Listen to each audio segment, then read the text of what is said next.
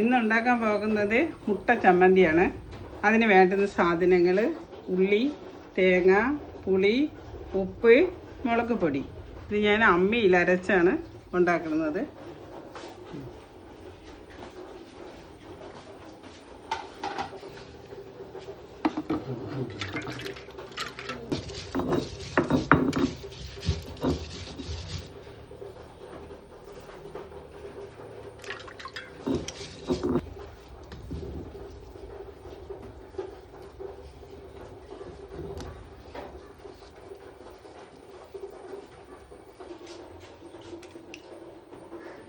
മൂന്ന് മുട്ടയാണ് എടുത്തിരിക്കുന്നത്.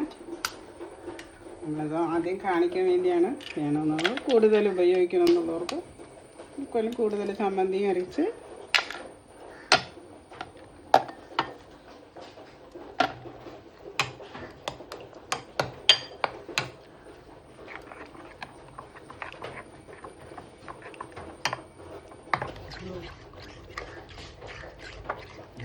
നല്ലതുപോലെ കലങ്ങണം.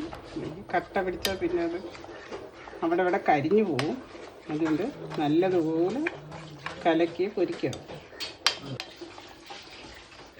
ചമ്മന്തിയിൽ നമ്മൾ ഉപ്പ് അരച്ചിട്ടുണ്ട്. ശകലം കൂടെ വേണമെങ്കിൽ മുട്ട കലക്കുമ്പോൾ ചിലപ്പോൾ കുറയും. അപ്പോഴൊരു ലേശം കൂടെ ഇട്ടാൽ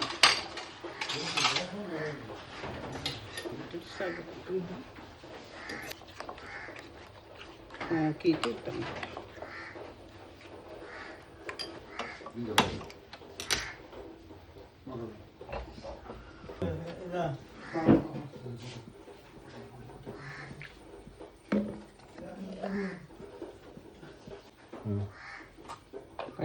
കല്ല് ചൂടായി.